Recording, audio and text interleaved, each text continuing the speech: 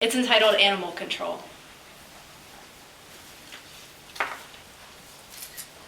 I haven't been to a dinner party since my divorce, but if I still went to such events, I would tell the kind of stories everyone would lean across the table for. I wouldn't talk about Cousin Miranda's botched boob job or the neighbor kid's crush on the preacher's new wife. All that gossip is boring, predictable, and a little sad. After doing time, so to speak, in the animal control business, I've come to realize that people are the most problematic and least interesting of the mammalian species. We're the predictable ones, always spending too much time trying to control the stuff we can't. We don't listen to our instincts. Not that domesticated animals don't have problems too. Cats really do climb up trees and get stuck, for instance. A lot of folks think it's a myth, but it's true and common. What's almost as common is that people climb up after those cats only to get stuck themselves. During my years of service, I was never shocked to see some guy sitting up there on a high branch, the cat crying and the guy looking awkward and stuck right up alongside his cat. And sometimes the guy acted as though he was just waiting for us, trying to play it cool. Now, I'm not being stereotypical when I say he and guy, just so you know. I say he because every time I saw this happen in my years of animal rescue, it was always a man. We, Georgie and me is who I talk about when I say we, because Georgie is my partner. We were called if a skunk was wandering around in a backyard or a stray dog was foaming at the mouth. If a deer was found with a broken leg, we were there. We were the best at what we did.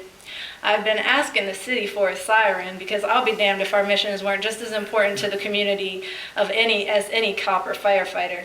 We saved lives too. There was no precedent for an animal control siren, our boss told us, but I asked him what the harm was in trying, so then I wrote a letter and another, and then I pulled a Shawshank Redemption on the city and I started writing a letter a week. But our little part of the world, tucked away in rural Ohio, is no movie screen. I wasn't surprised that I never got a return letter. We barely got paid enough to afford our rooms at the budget nights. I liked staying there with Georgie because our rooms were right next door to each other, and it was as though we were almost sleeping together when I thought about the way our beds were positioned against the same wall.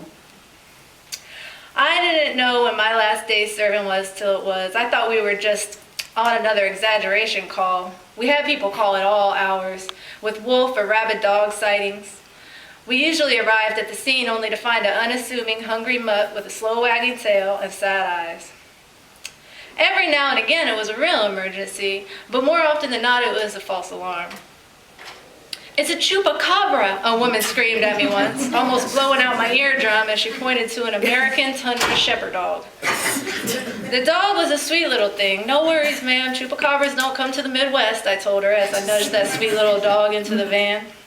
You know, just like it was always men up in those trees, it was always women who thought they saw a damn wolf or a chupacabra. The week before my last day, a woman had reported seeing a black bear, which she said was as big as her Camry. But when we arrived at the door, she invited us in for tea and explained with a hint of apology that the bear had been her spirit animal, coming to tell her to dye her hair red again, and that he only showed up every 7 years so we could go ahead and go on home. Georgie laughed in that deep, loud way he did, but I was irritated. I drank the tea down and fought off the urge to charge that woman for our time. Looking at Georgie always calmed me down. I often thought Georgie looked like a bear himself. Not in a mean way, but he was a big guy with dark hair and a cute face that he kept covered with a coarse beard. He was also quiet like a bear till he got upset.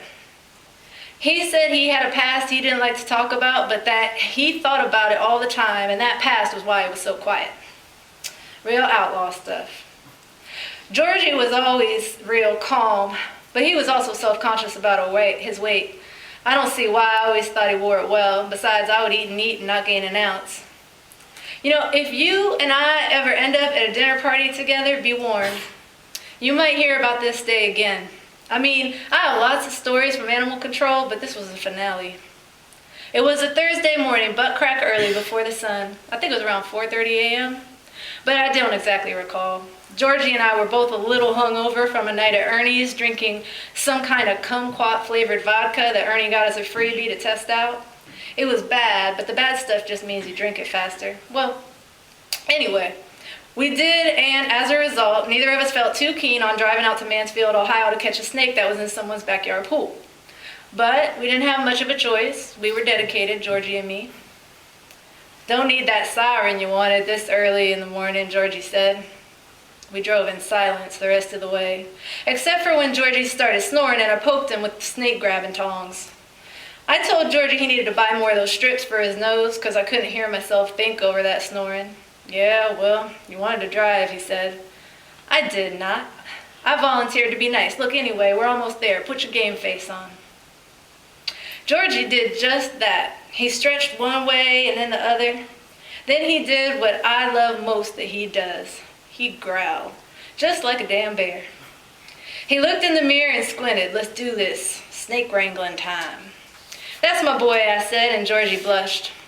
We pulled up to the address to find the kind of house that looked like the perfect set for a horror movie. And just like a horror movie, there was a cute little girl on the front porch in a sundress. I about turned the van around, but caught myself. The little girl waved to us, then turned and knocked on the hulking wood door. The door looked like a custom-made deal, with different designs carved all into it. "You here to get rid of the snake?" she asked me. "Nancy's inside. She refused to come outside till y'all got here.